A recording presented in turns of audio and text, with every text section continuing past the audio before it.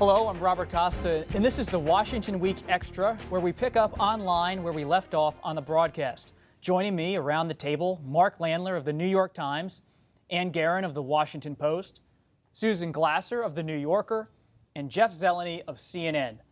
History was made in Singapore this week when President Trump met with North Korean leader Kim Jong-un to discuss eliminating his nuclear arsenal. It was the first time the leaders of the two countries have ever met. The event was covered extensively by American and international media as thousands of journalists descended on the city-state for coverage of several hours of talks. 3 of our panelists were in Singapore, and we want to hear their reflections, and Susan's too, about what it was like to cover this event. We'll get to you soon, Susan, but first to the 3 that were there. I don't mean that as a slight. We'll just get to Jeff. Well, it's fascinating, first and foremost, just that it was actually happening, because it had been such a roller coaster. It was off, it was on, but it was certainly on, and it was a production. Of course, we would expect nothing less. It was in a historic hotel, a British colonial hotel just off of Singapore, Sentosa Islands. It was sort of steeped in history, but boy, just the images of these two leaders, 72-year-old president, 34-year-old leader.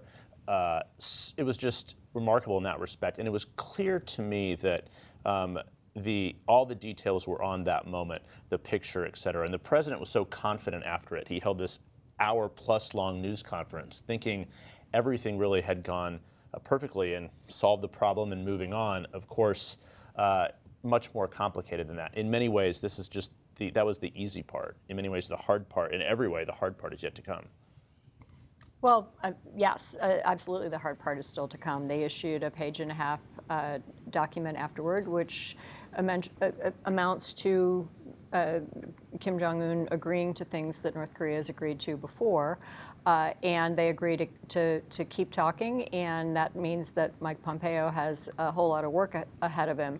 I was struck by the pageantry, yes, the fact that this was clearly a set piece, but just the fact that it happened at all, the fact that the President of the United States, who 8 months ago was calling Kim Jong-un, well, actually, even at the State of the Union, accurately calling Kim Jong-un a murderer, was walking confidently across a carpet to shake hands with Kim Jong-un, and the fact that Kim Jong-un wanted that to happen.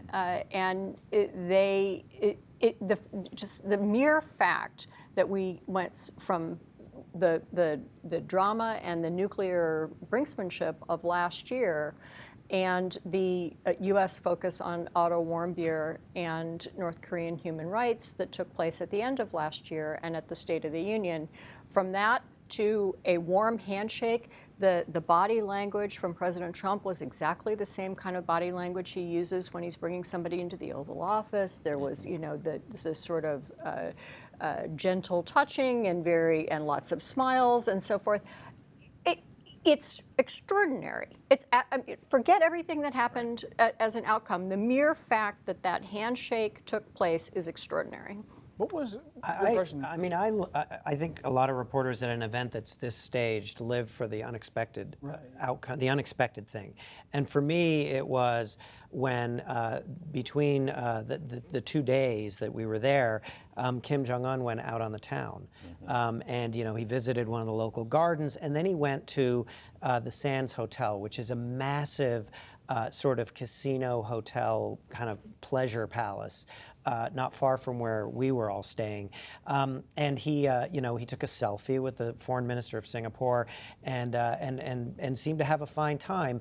And to me, what I thought was significant about that, beyond it just being kind of crazy to watch, is that I think in a way the Singaporeans were giving him a message. And the message was, if you play ball, if you go along with the President of the United States and think about giving up your nuclear arsenal, you can have this too. Maybe in a decade, they're building a Sands hotel, or maybe in a decade they're building a Trump hotel in Pyongyang. And I think that there was something both spontaneous about it, but then it also felt, in hindsight, to be very much in keeping with the theme of this summit, which I think at the end of the day was so much a business proposition to Kim Jong-un. This was President Trump saying to Kim Jong-un, I want to sell you a condo. I'm going to make a proposition to you that if you're willing to play ball and give up your arsenal, you will get untold economic riches. You'll get to live like the folks do here in Singapore. And they trust me. And I think the takeaway is the president said, I trust him. Yeah, but I do trust him.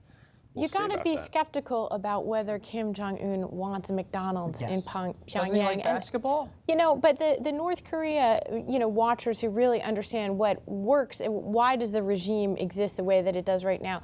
Regime survival is the key to the Kim family over 3 generations. And by the way, nuclear weapons have been defined by all 3 of those generations as the key to their survival and legitimacy on the world stage. So the idea that he's going to trade away the dream of his father and grandfather in order to have a Trump hotel or McDonald's is a very untested thing. Remember that Kim himself has lots of money, and there's all sorts of sanctions evasions, and the issue there that he's looking for is how to maintain a high enough standard of living for his people in order not to lose control over the government. And I think that we've accepted in a way Trump's negotiating frame. I just don't know the answer to it, but just to bring it back to Ann's point, which I think is the point about this head-spinning nature of the week, and what does that mean for America's position in the world? Remember that the week began with President Trump just last Friday leaving Washington and headed towards this very contentious summit with his allies. And to me, the whole week has sort of been this sort of America's Alice in Wonderland on the world stage week, where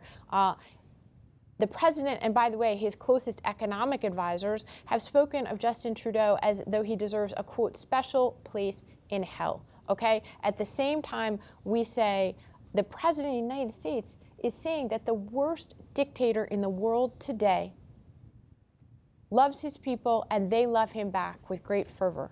Now, let's just take a minute to reflect upon that, because he hasn't gotten rid of North Korea's nuclear arsenal. But what has happened is that we have changed the role and the meaning of the President of the United States' words. I want to pick up on something you both said. I think the age disparity and the visual there, there's something behind that the Trump administration is banking on, which is Kim's youth. Yes, there are 1,000,001 North Korea experts and foreign policy experts in general who will say that North Korea will never give up its nuclear weapons, because the entire state is built around that as not only the organizing principle, but the security guarantee. It's what got Kim to this moment. But at the same time, what Trump, even though he probably wouldn't put it quite this way, is betting here is that a guy that young, a guy in his 30s who is an absolute dictator, wants to continue being an absolute dictator for many decades to come, and he potentially has many decades in front of him. He knows that the current system, the current state in North Korea is unsustainable. You cannot, no dictatorship has survived that many decades in that position of a tiny elite with every benefit and comfort imaginable, and millions in starvation. It's never worked before, and it's possible that Kim understands that bargain and is willing to try to make a change. What would he bargain away, and would it be enough? Who knows? Final thing on North Korea.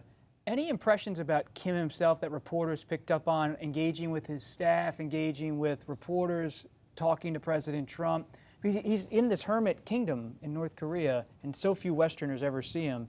Did anything come through? I think Mark raised the most fascinating point on Monday evening in Singapore, and it's a steamy summer night, sort of like Washington but worse. And he's still in his same outfit, but we had a sense that he was on the move. And I was actually at this Sands Hotel about 15 minutes before he got there. I left, stupidly going to bed early because we had a big day the next day. He was out, and that was striking. It was pretty late at night, about 10 o'clock or so at night, and he was walking through all this. So that struck me. He's very familiar with newer things. And I think your point about the age thing, I think that is an unknown question, because we don't know. That could be the key to all of this. But he was very much enjoying it, and it was documented every minute, because the state media of North Korea essentially was making a movie of this, showing their leader, their chairman on the world stage there. Soft power So, playing yeah. out. Although- it was amazing. It was really incredible. So that was extraordinary to see in the papers the next The day. only other thing I'll say about him is that, and I think we began to see this during his meeting with Moon a couple of months ago, a few weeks ago, which is that he had been perceived before then as this kind of weird, reclusive, oddly dressed character. He showed himself with Moon to be a little looser and a little slicker than maybe we expected. And I think we saw a little more of that with President Trump. He was formal when the two men first shook hands, and Trump was kind of, in a subtle way on the offensive, putting his hand on his elbow. Later, you saw Kim put his hand on Trump's back. It's like he's a quick learner, and he actually proves himself to be quite comfortable in That these picture settings. sticks with you, his hand on President Trump's suit. The Trump administration, turning back home, the Trump administration is defending its zero-tolerance immigration policy. That is, their insistence on prosecuting undocumented immigrants who are seeking asylum and to separate parents from their children. At least 2,000 children have been separated from their families since the policy was implemented, according to the Department of Homeland Security. The White House says the Democrats are to blame, and Attorney General Jeff Sessions says it's based on law and on the Bible. And I would cite you to the Apostle Paul and his clear and wise command in Romans 13 to obey the laws of the government because God has ordained the government for his purposes. The House is scheduled to vote on two bills next week, a conservative bill and a compromise bill written by House leadership with moderate Republicans that would prevent children from being separated at the border from their parents or legal guardian. It also includes $25 billion to build a wall along the Mexico border.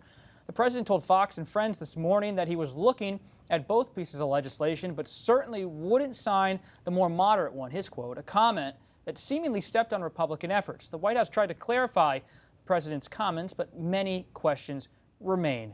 This has become a human crisis for the U.S., and we're talking about it in the webcast, do more next week on the show, hopefully. Where does this end? Well, I think you're right. It is a human crisis. I have to admit, as a mother, I find it really hard to look at or even read some of these stories, and I'm a little bit struggling analytically to understand how Attorney General Sessions gets from the Bible says obey the law to America must separate children from their parents at the border, and it goes to your point earlier this evening that everything is so partisan. This now seems to be an example of where we're fighting over the basic facts. President Trump claims that it's a law and also that it's somehow Democrats' law. Democrats say there's no law. It's a policy of the Trump administration, and you can simply stop doing this at any time that you choose to do so.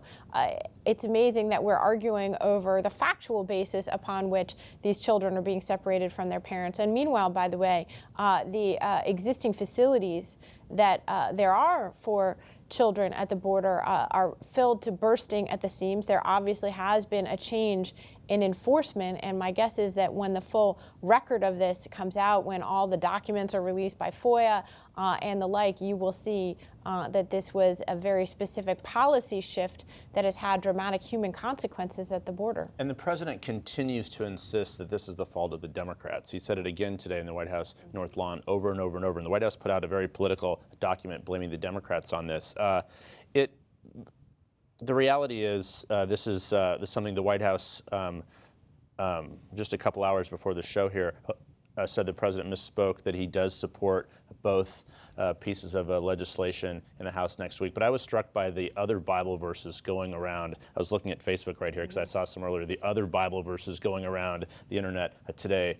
There's a lot in the Bible, including this from Matthew. You shut the door of the kingdom of heaven in people's faces. A lot of people saying that you should not shut the door. So a lot of people saying that Jeff Sessions, is a little bit wrong talking about the Bible like that. Those images are horrifying, and I think we will see more coverage of it hopefully next week. This week's been dominated by Singapore, but this is a crisis in our country. Those images are not a good look for Republicans in the midterm. Tent cities and crying children, screaming mothers. And yet, from Jeff Sessions' perspective, from the Trump administration's perspective, This is about politics. It is about following through on what the president pledged to do in securing the borders. It is about him being able to say, and really, it's him. There are a whole lot of Republican candidates who actually don't want to run on this at the midterms, but about the president being able to say that yes, this is a tough policy, but he said he wasn't going to countenance illegal immigration. He wasn't going to have the United States be a sanctuary country, and he will use these examples as disturbing as the images are to say that he followed through on that policy. The Confusion Friday maybe says it all. The House Republicans squirming to try to figure out some kind of immigration plan as the administration continues to hold its hard line. Well, I mean, they know that this is something that could come back to bite them. So I think it's going to be this kind of awkward dance for some period of time. I wanted to point out one thing that I just, in the category of imagery, that I thought was sort of interesting. It was a report, actually, that was on Jeff's network when they brought a number of journalists in to tour one of these facilities where they keep the children. They've been separated from their families, and it's in a giant converted Walmart. And as you walk in, there's a huge kind of iconic mural of Donald Trump. It just struck me as so strange that we have this kind of inhumane policy, and yet President Trump is going to brand it as a Trump production to a certain extent. I don't think these murals get painted in these facilities by accident. So I sort of thought that was an image that stayed with me, as I thought about this issue. Well, he's talking to the same base as he's talking to on the trade issue. I mean, there's a whole lot of the Republican Party that he's not talking to with either of those issues, but a chunk of core Trump supporters feel very strongly on immigration and on trade on the protectionist side, and he's talking to those people. And you could say with the mural, you're certainly owning it. Yep. You're not running away from it. You're putting your face right above the policy. Or maybe he's distracting us from the fact that Mexico's not paying for the wall, so now little children are. That could be another showdown this fall. The the Trump allies in Congress are telling me they're going to try to put up a fight. We'll see. Many challenges on the plate for House Republican leadership, that's for sure. And that's it for this edition of the Washington Week Extra. While you're online, check out the Washington Weekly News Quiz. I'm Robert Costa. See you next time.